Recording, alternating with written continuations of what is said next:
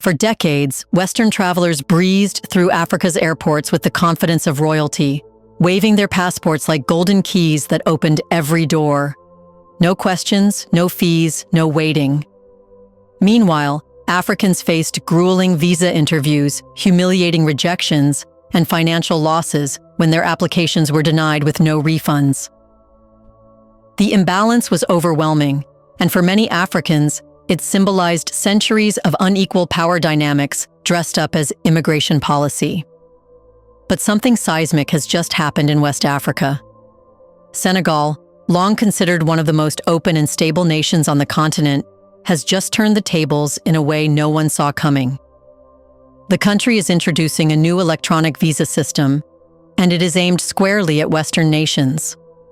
Overnight, the narrative has shifted from African citizens begging for entry to the West to Westerners being told, pay up and follow the rules, or stay out.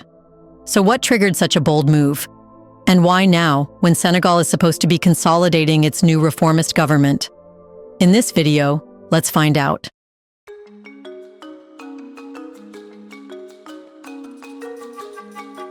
For years, Senegal has been one of the most welcoming nations in West Africa, opening its doors to travelers from across the globe, especially those carrying Western passports. Tourists from Europe and North America often experience smooth entry, requiring little more than a plane ticket and a smile. It was a reflection of Senegal's long-standing policy of diplomatic openness and its eagerness to encourage tourism, international business, and cultural exchange. But in 2025, that chapter quietly came to a close. The newly introduced electronic visa system marks a crucial moment in the country's foreign and immigration policy. Under the new regulation, travelers from nations that require visas from Senegalese citizens, such as the United States, France, Canada, the United Kingdom, and China, will now face the same requirement. They must apply for a visa online, pay the applicable fee in advance, and receive approval before they can even board a flight to Senegal. What was once a visa-free luxury has become a regulated process, and deliberately so. At the heart of this change lies a concept that feels revolutionary in the context of global travel norms: reciprocity. The logic is clear and powerful. If Senegalese travelers must endure rigorous questioning, high costs, and sometimes even disrespect just to enter these Western countries, why should citizens of those same countries be exempt from scrutiny when coming to Africa? Prime Minister Ousmane Sonko, widely recognized as a driving force behind Senegal's political and economic transformation under President Bassirou Diomaye Faye, framed the policy not as a punishment, but as a statement of dignity and self-respect.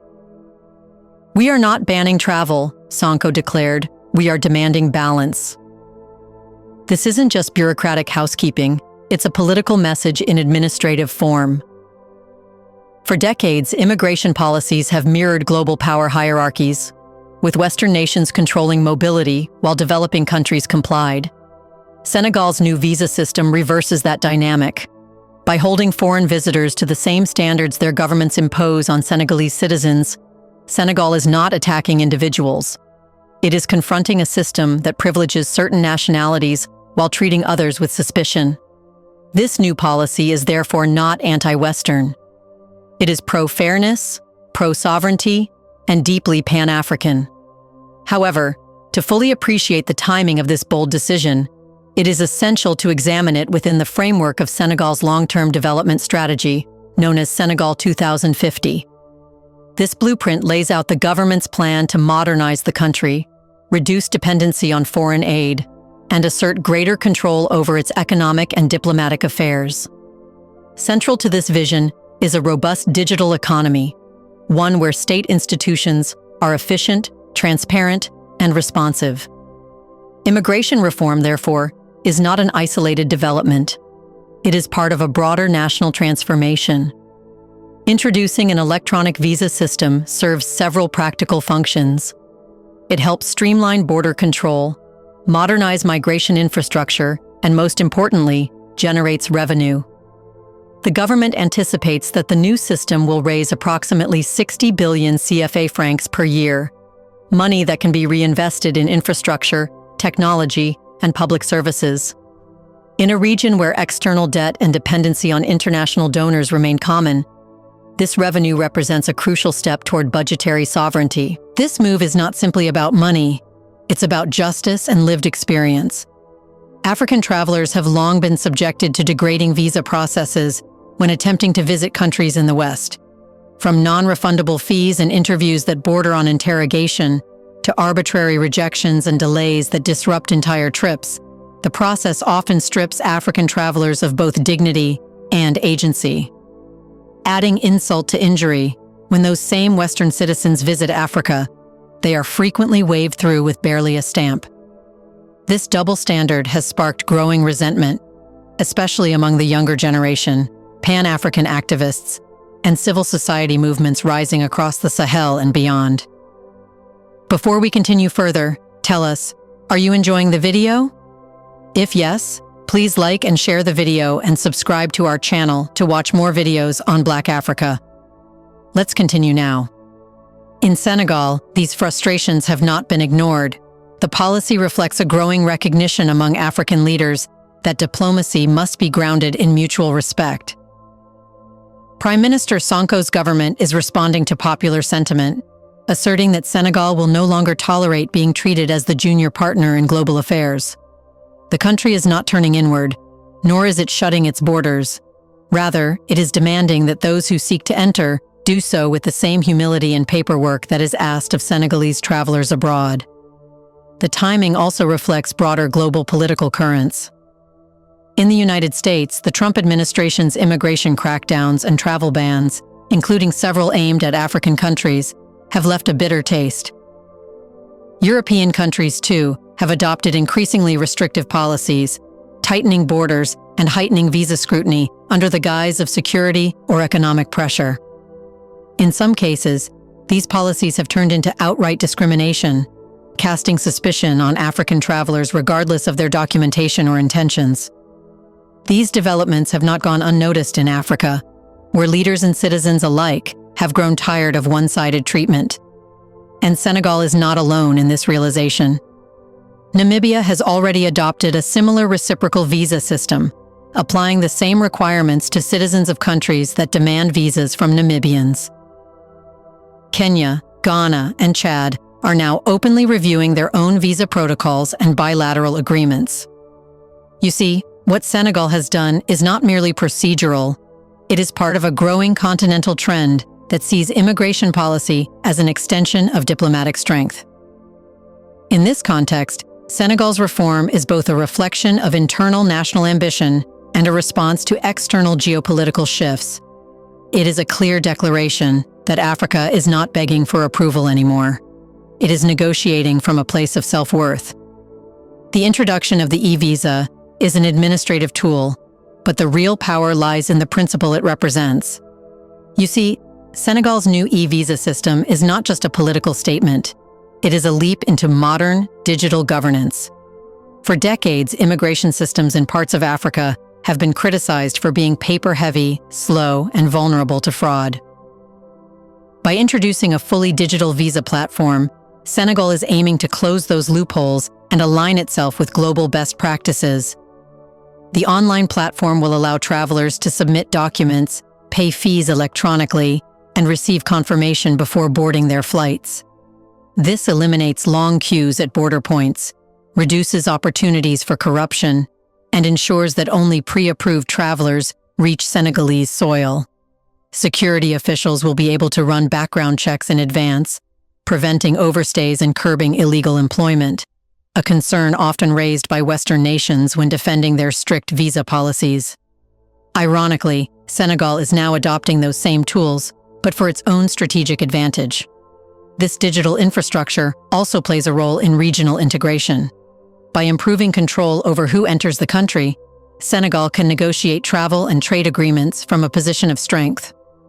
For instance, ECOWAS already enjoys free movement within the region, meaning African nationals continue to travel visa-free. The new rules primarily target non-African travelers, sending a clear message that Africa is willing to welcome its own first, while regulating outsiders more effectively. Interestingly, the international response has been cautious but revealing. Western governments have not issued official protests yet, but travel agencies and tour operators have already started updating advisories for clients. Airlines are under instructions to verify e-visa approval before boarding Western passengers to Senegal, effectively ending decades of walk-in tourism for those accustomed to visa-free access. Some Western businesses have privately expressed concern. European chambers of commerce in Dakar have warned of potential disruptions to business travel, particularly for companies with employees who frequently move between Europe and West Africa. However, Senegal's government appears unfazed, pointing out that Western countries already impose far stricter visa rules on Africans, often involving expensive fees and weeks-long waiting times. This response has resonated with Pan-African audiences, who view the policy as a long-overdue equalizer. African commentators have celebrated the move as part of a growing continental awakening. Social media platforms across the continent have lit up with messages praising Senegal for restoring African dignity and making Western travelers feel what Africans have endured for decades. Pan-African organizations have hailed it as a first step toward a continent-wide reciprocity system, where all African countries adopt uniform visa policies for foreign visitors. The symbolism is powerful. For the first time, Western visitors are being reminded that entry to African countries is a privilege, not an entitlement. And while some tourism-dependent sectors worry about short-term impacts, economists argue that the long-term benefits, both financial and diplomatic, far outweigh the risks. That's because for decades, African nations were pressured into following international norms set largely by Western powers, often at the expense of their own sovereignty. This decision flips that script and signals a future where Africa dictates its own terms of engagement. If successful, Senegal's model could inspire a domino effect across Africa. Countries like Ghana, Kenya, and Nigeria are already exploring similar reciprocal policies, and a unified Pan-African visa framework has been a long-standing goal of the African Union. The potential for continental integration is immense. Imagine an Africa where Africans move freely within their own continent, while visitors from outside must meet standardized requirements, generating revenue to build infrastructure and strengthen security. For everyday Senegalese citizens, the impact will be tangible. Visa revenues will help fund public services, improve airports, enhance border security, and develop digital governance tools.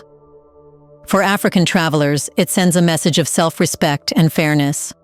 No more double standards, no more humiliation at foreign consulates without a reciprocal response. In the bigger picture, this could also influence diplomatic relationships. Western nations accustomed to unrestricted access to African markets may have to renegotiate agreements on more equal terms. In an era where Africa is seeking greater autonomy, from trade deals to resource management, this policy becomes more than an immigration decision. It becomes a geopolitical statement. What do you think?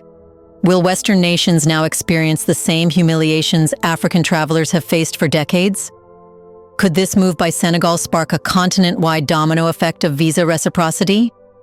In the comment section below, share your thoughts on whether reciprocity policies will improve respect for African travelers abroad, or trigger even stricter Western entry rules?